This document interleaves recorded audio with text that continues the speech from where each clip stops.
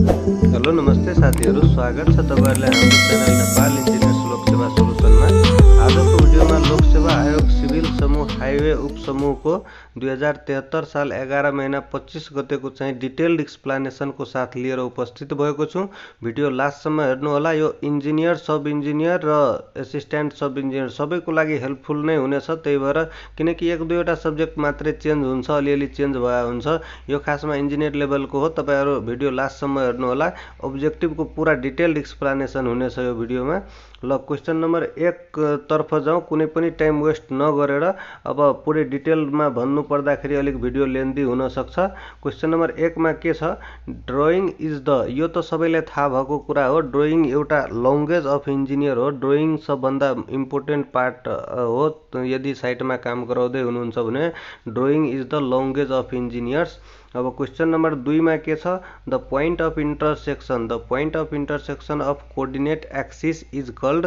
जहाँ पोइन्टहरु इन्टरसेक्ट हुन्छ त्यो पोइन्टलाई चाहिँ के भन्छ त? ओरिजिन। जहाँ 0 0 हुन्छ नि त्यहाँ सबै पोइन्ट चाहिँ इन्टरसेक्ट हुन्छ। जसरी यो हुन्छ नि, यो चाहिँ पोइन्ट अफ इन्टरसेक्सन ओरिजिन हुन्छ, जसलाई भन्छ ओरिजिन। यो पनि इन्जिनियरिङ ड्रइङको क्वेशन हो। र यस्तै क्वेशनहरु हेर्न चाहदै हुनुहुन्छ भने इन्जिनियरिङ ड्रइङको सबै पार्टहरु अपलोड भइसकेको छ, प्लेलिस्टमा हेर्नु होला। यसमा के छ भन्दाखेरि द ओरिजिन कसलाई भन्छ त? Origin is the point where the axis of the system intersect हुन्छ, त्यस्तो पोइन्टलाई चाहिँ ओरिजिन भन्छ। The origin divide each of these axis into two half. A positive or negative semi axis point can then locate with reference to the origin by giving their numerical coordinate, that is position of their projection along each axis either in positive or negative direction। तो यस्तो 0 0 पोइन्टलाई चाहिँ origin भन्छ। र यहाँ चाहिँ सबै पोइन्टहरुको intersection coordinate नै 0 0 हुन्छ। अब क्वेशन नम्बर 3 मा के छ? Topographic map is use to represent. Topographic map चाहिँ कहाँ युज हुन्छ त? 3 नम्बरको चाहिँ सही उत्तर कुन हुन्छ? टोपोग्राफिक म्याप चाहिँ कहाँ चाहिँ युज हुन्छ? युज टु ए मा छ नेचुरल डिटेल, बी मा छ इन्फ्रास्ट्रक्चर डिटेल, सी मा छ जियोलोजिकल डिटेल अनि डी मा छ हाइड्रोलोजिकल डिटेल। त 3 को चाहिँ सही उत्तर हुन्छ नेचुरल डिटेलको लागि टोपोग्राफिक म्याप युज हुन्छ। र distinct characteristic of topographic map के हो त? Use of contour line to show the shape of the earth surface. र अर्को चाहिँ topographic map show many other different geographic feature including road, railway, river, stream, lake. यो टोपोबाट लिने चाहिँ टोपोग्राफिक म्याप हुन्छ। र नेचुरल डिटेल र एक्जिस्टिङ सर्फेसहरूलाई चाहिँ यो पोइन्ट लोकेट गर्छ। भेजिटेसन टाइपहरू यताउति सबै चाहिँ यो टोपोग्राफिक म्यापको अन्तर्गत पर्छ। र यसको स्केल जुन छ, स्केल याद गर्नु होला। 1:10,000 टोपोग्राफिक म्यापको स्केल हुन्छ 1:10,000 र एन्ड 1:250। 1:250 मा 3000 तीनवटा 0 त 2,50,000। 1:250,000 यसको चाहिँ स्केल हुन्छ।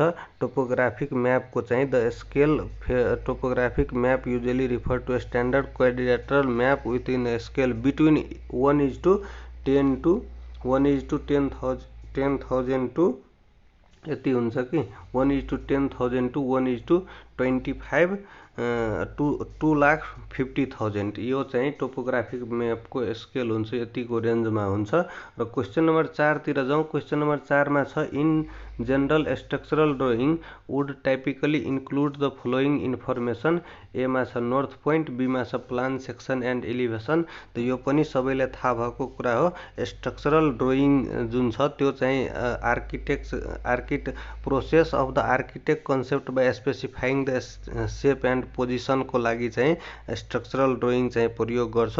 र यसमा चाहिँ जुन स्ट्रक्चरल ड्रइङ छ त्यो चाहिँ इन्क्लुडिङ के हुन्छ त? नर्थ पोइन्ट, अर्को setting out dimension for the concrete structure on site, र अर्को चाहिँ plan section elevation showing layout dimension level of all concrete member within the structure, र अर्को location of all holes, chase, pocket, fixing item यताउति सबै हुन्छ। त्यसमा note on स्पेसिफिकेसनमा चाहिँ नोटहरू दिएको हुन्छ। र रेनफोर्सिङ बारको डिटेलहरू सबै प्रोभाइड गरेको हुन्छ। लेआउट कसरी गर्ने सबै त्यसमा दिएको हुन्छ। यो चाहिँ तपाईँको स्ट्रक्चरल ड्रइङको पार्ट हो। त्यही भएर 4 को चाहिँ सही उत्तर कुन हुन्छ त? 4 को सही उत्तर अल अफ द अबोभ भइदिन्छ। अब क्वेसन नम्बर 5 मा के छ? A technical drawing of an object that shows the relationship or order of assembly of the various part is known as। Technical drawing of an object that show the relationship or order of assembly of the various part is known as। 5 को चाहिँ सही उत्तर कुन हुन्छ त? 5 को सही उत्तर हुन्छ तपाईँको exploded view drawing. Exploded view drawing. Exploded view drawing कसलाई भन्छ त? जसमा चाहिँ is a diagram, picture, systematic or technical drawing of an object that show the relationship or order assembly of various part। It shows the component of an object slightly separated by distance or suspended surrounding space in case of the three-dimensional exploded diagram। An object is represented as if there had been a small control explosion हैन। त यो चाहिँ an exploded type of ड्रइङको simply बुझ्नु होला। र यो चाहिँ कम्पोनेन्ट सो गर्छ अब्जेक्टको स्लाइटली सेपरेटेड डिस्टेन्स सेपरेट गरेर। और यसमा चाहिँ पिक्चर र सिस्टमेटिक टेक्निकल ड्रइङहरू जस्तो कि यसमा दिएकै छ in general in technical drawing or object that show the relationship or order of assembly of various part. यो चाहिँ एक्सप्लोडेडमा पर्छ। तर एक्जोनोमेट्रिक कसलाई भन्छ त? Axonometric creating a pictorial drawing of object. Pictorial drawing जुन ऑब्जेक्टको चाहिँ सो गर्छ त्यो एक्जोनोमेट्रिकमा हुन्छ। वन डाइमेन्सनल टाइपको perpendicular to the plane of projection and the object is rotated around one or more its axis reveal multiple side.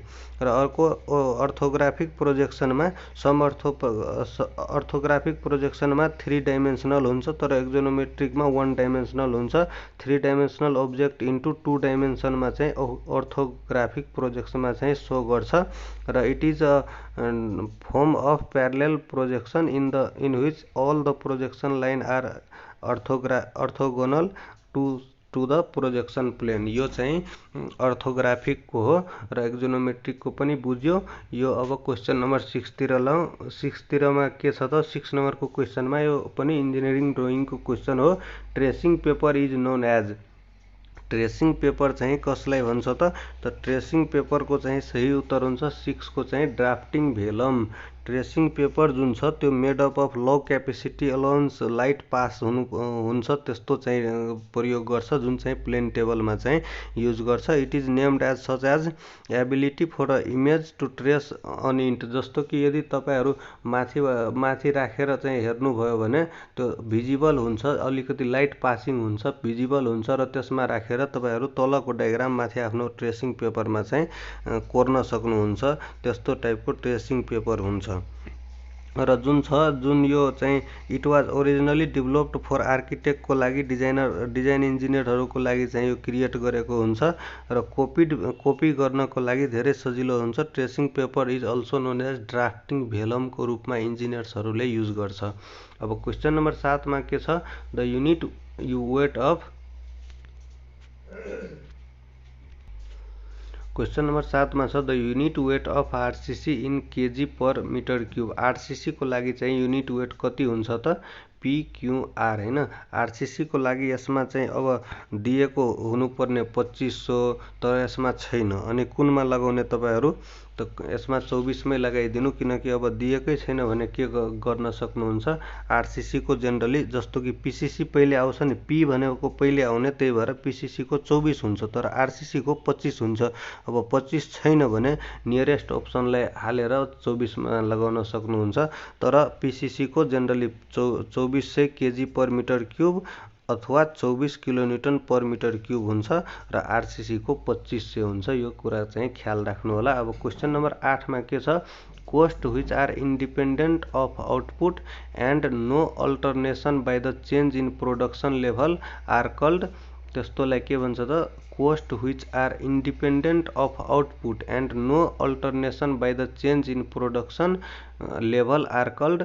त 8 को चाहिँ सही उत्तर हुन्छ तपाईको ए मा छ प्रोडक्सन कोस्ट, बी मा छ फिक्स्ड कोस्ट। त 8 को सही उत्तर हुन्छ बी फिक्स्ड कोस्ट नै हुन्छ। फिक्स्ड कोस्ट कसलाई भन्छ त? Fixed cost is an expense that does not change as production volume increases or decreases. Production volume increase भए पनि डिक्रिज भए पनि फिक्स्ड कोस्ट चाहिँ फिक्स नै हुन्छ within a relevant range. Some example of fixed cost like rent भयो, insurance भयो, property tax भयो। All of these expense completely independent from the production भोल्युमबाट इन्डिपेन्डेन्ट हुन्छ यो, त्यसैले यसलाई फिक्स्ड कोस्ट भन्छ। Independent of output and no alternation by the change of production level. र अर्को चाहिँ भ्यारिएबल कोस्ट भन्नाले त्यो चेन्ज भइरहेको हुन्छ, त्यो प्रोडक्सनको हिसाबले र आउटपुटको हिसाबले त्यो चेन्ज भइरहेको हुन्छ। र टोटल कोस्ट भनेको sum of fixed cost and variable cost, त्यो चाहिँ टोटल कोस्ट हो। र प्रोडक्सन कोस्ट भनेको cost referred to the cost incurred by a business from manufacturing a product or providing service. र अर्को क्वेसन नम्बर 9 मा के छ? Probability estimating of a construction project include.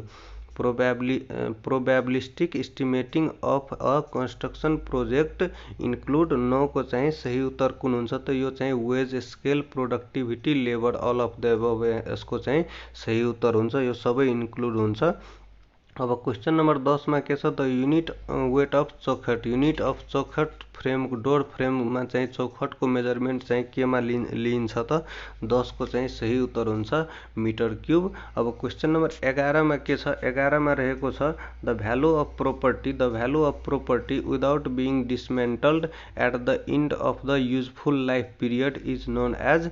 त विदाउट बिङ डिसमेन्टल्ड भनिदिएको छ भने यसमा चाहिँ तपाईँहरू स्याल्भेजमा लगाउन सक्नुहुन्छ। र अब स्क्रैप भ्यालु कसलाई भन्छ त्यो कसरी थाहा पाउने? It is the value of dismantled material generally for building. It is taken as 10% चाहिँ स्क्रैप भ्यालु चाहिँ टेकन हुन्छ त्यसको लागि। स्क्रैप भ्यालु डिस्मेन्टल मेटेरियलमा चाहिँ वेस्ट भएको मेटेरियलहरू स्क्रैपमा पर्छ। र अर्को बुक भ्यालु भनेको के हो त? बुक भ्यालु भनेको original cost of the property minus depreciation. Original cost of property minus डिप्रिसिएसनलाई बुक भ्यालु भन्छ। अब क्वेसन नम्बर 12 मा के छ? Rivet are specified by, rivets are specified by. 12 को चाहिँ सही उत्तर कुन हुन्छ? Rivet are specified by type and diameter of the shank हुन्छ। खासमा चाहिँ type and diameter of the shank हुन्छ। क्वेसन नम्बर 13 मा के छ? The area of 1 hectare. 1 हेक्टेयरको चाहिँ एरिया के हुन्छ त? त 1 हेक्टेयर भनेको 10 टु द पावर 4 हुन्छ। त्यही भएर 1 इन्टु 10 टु द पावर 4। त जुन पनि तरिकाले सोध्न सक्छ, तपाईँहरू युनिटमा चाहिँ कन्फ्युज नहुनु होला। मिटर स्क्वायरमा सोद्धाखेरि 10 टु द पावर 4 भनेको 4 वटा जिरो जुनमा हुन्छ, त्यो चाहिँ 1 हेक्टेयरको एरिया हुन्छ। त्यही भएर 13 को चाहिँ सही उत्तर कुन हुने भयो त? 13 को सही उत्तर सी हुने भयो। अब क्वेसन नम्बर 14 मा के छ? Which of the following is which is note the standard method of calculating quantities. Standard method चाहिँ कुन चाहिँ होइन योबाट? लङ वाल, सर्ट वाल होइन कि सेन्टर लाइन मेथड होइन कि सीमा क्रसिङ छ? त यो त सबैलाई थाहा भएकै कुरा हो। यसमा चाहिँ 14 नम्बरको चाहिँ सही उत्तर हुन्छ डी, प्लिन्थ एरिया मेथड। 14 को चाहिँ सही उत्तर हुन्छ। जसो कि अब क्रसिङ मेथड तपाईँहरू सुन्नु भएको छैन होला। Crossing method is designed for calculating material needed for masonry wall. In this method, the length and breadth of the wall at plinth level, the base on which a column is raised are included. यो चाहिँ crossing method हो।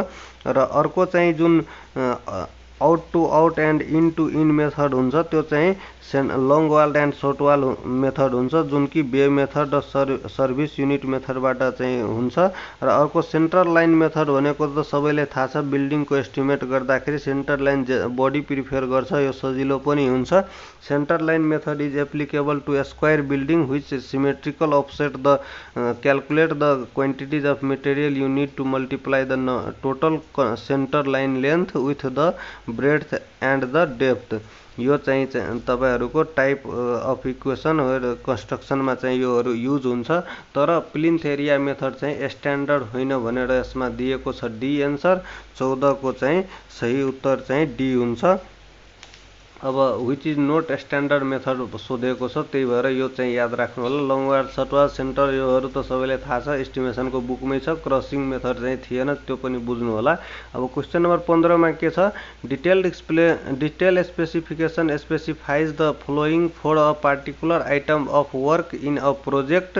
त यसको चाहिँ 15 को चाहिँ सही उत्तर कुन हुन्छ त, डिटेल स्पेसिफिकेसन भनेको the detail specification form a part of contract document. They specify the qualities and the proportion of the material and method of preparation and execution for the particular item of work of a project in a project हुन्छ। र the detail specification of a different item of the work are prepared separately. They describe what the work should be and how they shall be executed. While writing the detailed specification, the same order sequence as the work is to be carried out to maintain। यो चाहिँ detail specification को exam मतलब यो explanation थियो। त 15 को चाहिँ सही उत्तर हुन्छ proportion of material, quality and quantity of material, method of preparation and execution, D चाहिँ यसको सही उत्तर हुन्छ। अब क्वेसन नम्बर 16 मा के छ, point out deviation if any.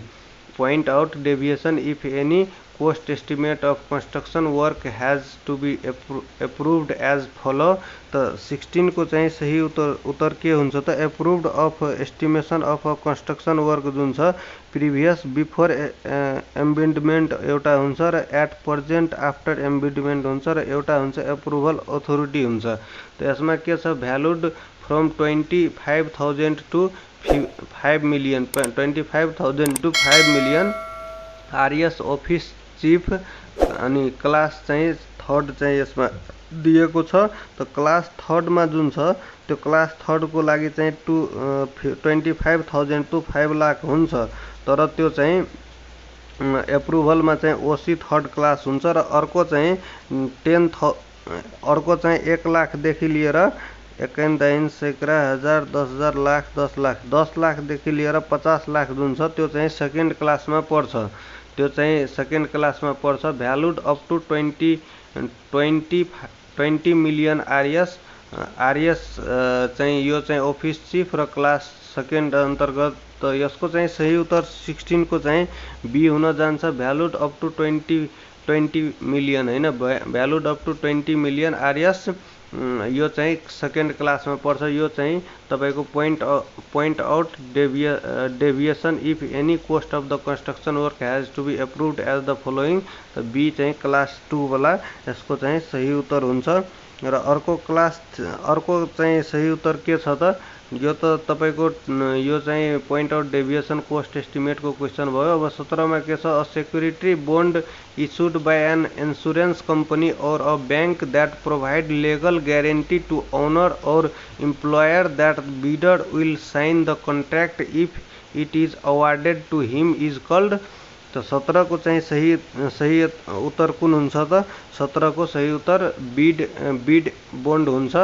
Bid bond चाहिँ 17 को सही उत्तर ए हुन्छ। A surety bond issued by an insurance company or a bank that provide legal guarantee to owner or employer that the bidder will sign the contract if it is awarded to him is called bid bond। यसको सही उत्तर ए हुन्छ। अब performance bond भनेको के हो त, a bond issued by a bank or other financial institution guaranteeing the fulfilment of a particular contract, यसलाई चाहिँ परफॉर्मेंस बॉन्ड भन्छ। र a performance bond is a guarantee for a satisfactory completion of a project. It will require having a collateral property or investment to back up the requirement of security agency. A performance bond is usually issued by a bank or an insurance company, both of which act as a surety।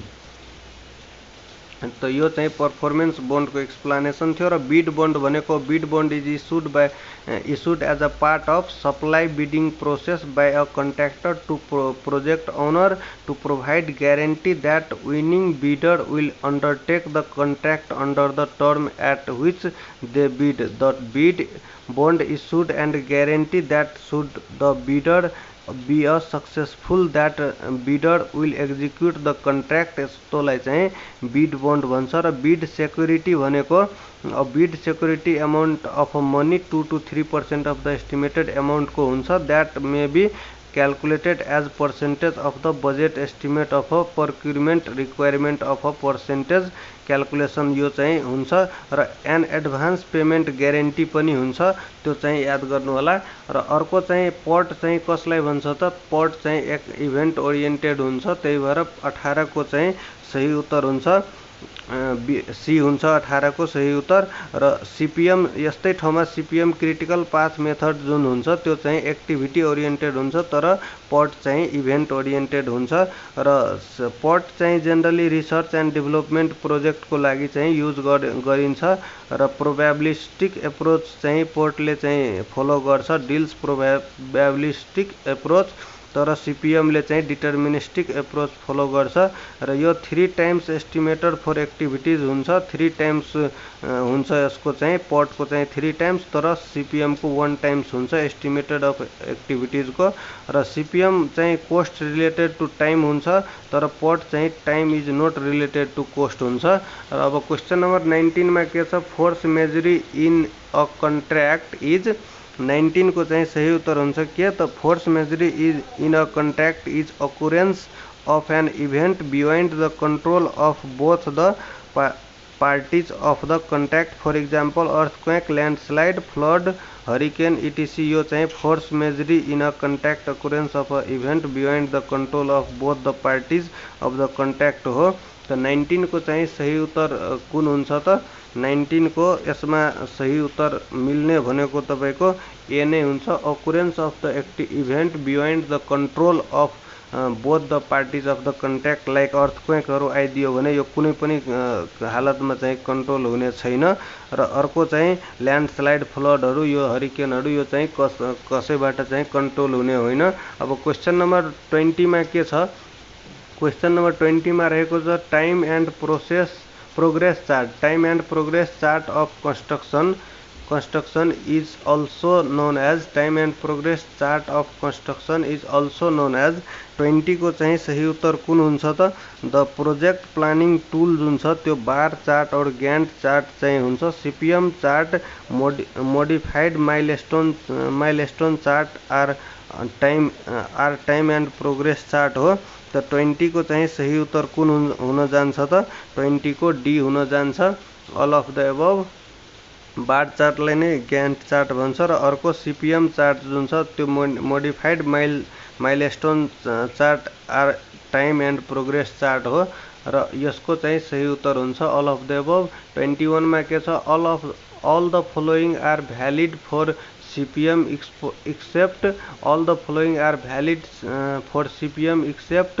21 को चाहिँ सही उत्तर के हुन्छ त, the uncertainties are not allowed in CPM मेथडमा चाहिँ यो थाहा छ। All the option except D are allowed in CPM, त्यही भएर यसमा एक्सेप्ट भनेको छ, त्यही भएर uncertainties are allowed to exist भनेको छ नि, त्यो चाहिँ यसको चाहिँ एक्सेप्ट चाहिँ यो चाहिँ हुँदैन, बाँकी सबै चाहिँ सीपीएममा हुन्छ। Activities are represented by arrow emphasis is given to activities, योहरू हुन्छ। अब क्वेसन नम्बर 22 मा के छ, the process of studying the result output of a project is known as. 22 को चाहिँ सही उत्तर कुन हुन्छ त, 22 को सही उत्तर हुन जान्छ तपाईको बी। 22 को सही उत्तर हुन जान्छ B, evaluation. The process of studying result output of a project is known as evaluation भन्छ। अब क्वेसन नम्बर 23 मा के छ, अ क्रिटिकल एक्टिभिटी हैज, यसको चाहिँ मिनिमम फ्लोट हुन्छ कि म्याक्सिमम फ्लोट हुन्छ, के हुन्छ यसको त, 23 को चाहिँ सही उत्तर हुन्छ 0 फ्लोटमा चाहिँ क्रिटिकल एक्टिभिटी हुन्छ, सी चाहिँ यसको सही उत्तर हुन्छ 23 को सी। अब क्वेसन नम्बर 25 मा के छ, तर डिले इन क्रिटिकल एक्टिभिटीज भइदियो भने स्याल डिले द होल प्रोजेक्ट हुन सक्छ, त्यही भएर 0 फ्लोट यसको सही उत्तर हुन जान्छ। अब 24 मा के छ, PERT analysis is based upon PERT analysis is based upon केमा चाहिँ बेस्ड हुन्छ त, यो अघि भनिसकेको कुरा हो। 24 को चाहिँ सही उत्तर हुन जान्छ तपाईको D all of the above. यसको 3 वटा टाइम हुन्छ भनेको थियो, 3 टाइम्स एस्टिमेटेड फर एक्टिभिटीज। यो चाहिँ पर्ट को लागि 3 वटा अप्टिमिस्टिक, पेसिमिस्टिक र मोस्ट लाइकली, डी चाहिँ यसको सही उत्तर हुन्छ। अब क्वेशन नम्बर 25 मा छ quality control is done by supervision of work auditing of account. यसको चाहिँ सही उत्तर कुन हुन्छ त, 25 को सही उत्तर हुन जान्छ तपाईको the quality control is done by the supervision of work. त्यही भएर यसको ए चाहिँ सही उत्तर हुन जान्छ। हस्त साथीहरु, आजको भिडियो अलिक लेन्दी भयो, त्यही भएर आज 25 मै टुङ्ग्यौं। अब नेक्स्ट क्वेशन फेरि यहाँबाट कन्टिन्यू हुन्छ। हस्त साथीहरु, यति भन्दै आजको भिडियो चाहिँ यही समाप्त गर्छु। नेक्स्ट पार्ट तुरन्तै अपलोड हुनेछ। धन्यवाद।